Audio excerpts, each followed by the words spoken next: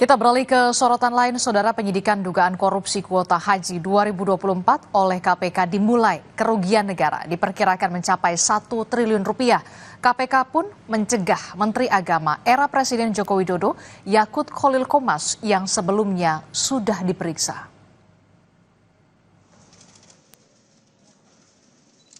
Kasus dugaan korupsi kuota haji 2024 memasuki babak baru. Komisi Pemberantasan Korupsi KPK mencegah Menteri Agama era Presiden Joko Widodo, Yakut Khalil Qomas, untuk bepergian ke luar negeri. Yakut dicegah bepergian sejak 11 Agustus 2025 hingga 6 bulan ke depan. Tak hanya Yakut, KPK juga meminta pencegahan ke luar negeri untuk status Yakut dan juga seorang pihak swasta, pemilik tur haji dan umroh. Sebelumnya KPK telah menaikkan status kasus korupsi kuota haji ke tahap penyidikan, namun belum menetapkan tersangka dalam kasus ini.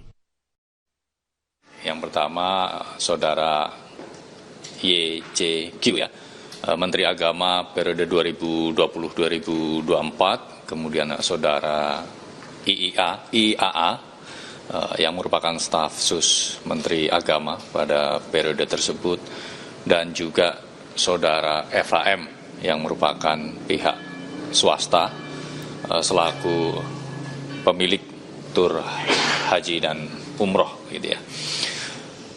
Pencegahan ke luar negeri kepada para yang bersangkutan tentu dibutuhkan penyidik agar yang bersangkutan tetap berada di Indonesia supaya dapat mengikuti proses penyidikan ini.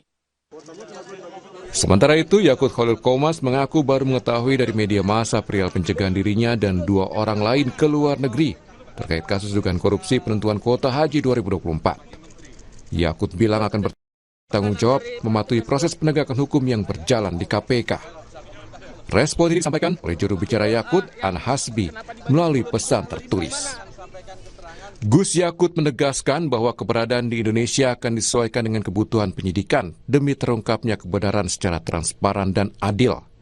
Gus Yakut berharap seluruh pihak dapat menunggu hasil penyidikan tanpa prasangka sambil memberikan ruang bagi penegak hukum untuk bekerja secara profesional.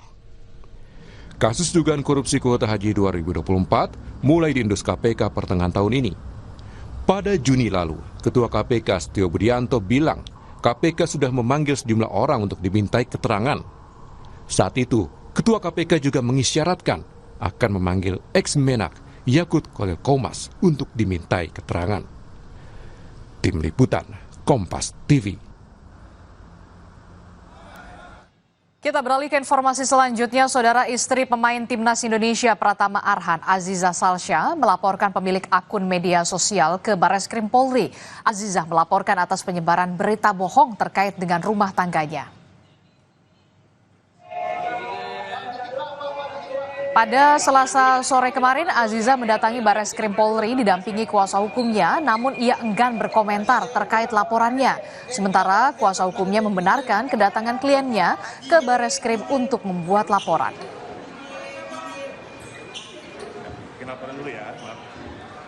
Jumat pekan lalu, ayah Aziza Salsya sekaligus Wakil Ketua Komisi 6 DPR RI dari fraksi Gerindra, Andre Rosiade, mengungkap putrinya akan melaporkan sebuah akun TikTok ke polisi. Andre berharap polisi memproses hukum laporan ini agar memberikan efek jera, sebab Aziza sudah beberapa kali mengalami hal serupa.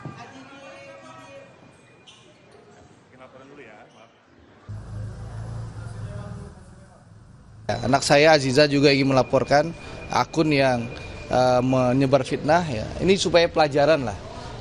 Nanti pengacaranya yang akan melaporkan, supaya ini kan sudah berkali-kali anak saya memberikan laporan lalu minta maaf, nangis-nangis, kita cabut laporan. Jadi bahkan ada juga yang soal video juga sudah diproses, akhirnya minta maaf juga ya. Jadi sehingga hukuman yang bersangkutan juga dikurangi banyak sekali.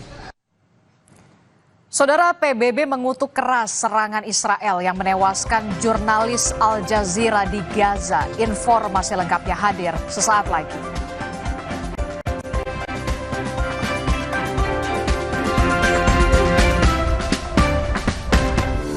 Dalam HUT RI ke-80, PLN UIP Sulawesi terus memberikan yang terbaik bagi rakyat Indonesia. Salah satunya dengan menghadirkan PLTU Palu 3 yang memiliki peran strategis dalam menjaga pasokan listrik tetap andal dan stabil bagi masyarakat Sulawesi Tengah. Keberhasilan proyek ini adalah bukti komitmen PLN UIP Sulawesi yang senantiasa mengedepankan mutu untuk hasil yang optimal. Kini PLTU Palu 3 siap beroperasi secara penuh guna memperkuat sistem kelistrikan di wilayah Sulawesi Tengah. Pertama kalinya sejak Indonesia merdeka, Morowali memiliki infrastruktur transmisi saluran udara tegangan tinggi atau SUTT 150 kV. Kini, Morowali akan terlepas dari ketergantungan pada pembangkit diesel dan digantikan dengan energi yang lebih bersih. Memasuki tahap energize pada SUTT Kolodedale Bungku ini seakan menjadi awal kehidupan baru bagi masyarakat Morowali. Pembangunan infrastruktur ini menunjukkan aksi nyata PLN yang terus berupaya menghadirkan energi listrik yang merata dan berkelanjutan. Dalam HUT RI ke-80, PLN UIP Sulawesi terus menunjukkan komitmennya dalam memberikan pasokan listrik yang semakin andal di Sulawesi dengan menghadirkan pembangkit listrik yang lebih mutakhir dan modern. Salah satunya PLTM Geluwu 40 MW yang telah beroperasi di tahun ini. Bukan hanya memenuhi kebutuhan listrik masyarakat, namun juga mendongkrak aspek perekonomian di wilayah Kabupaten Banggai. Semarak Kemerdekaan RI ke-80, PLN terus menjadi garda terdepan dalam mendorong swasembada energi dengan menghadirkan infrastruktur tenaga listrikan di Sulawesi. Hadirnya proyek infrastruktur PLN UIP Sulawesi ini menjadi simbol ketahanan energi di kawasan timur Indonesia dalam mendukung pertumbuhan ekonomi serta aktivitas masyarakat Sulawesi. Di gunung terlindungi, disaring bertahun-tahun oleh lapisan bebatuan dan kayu.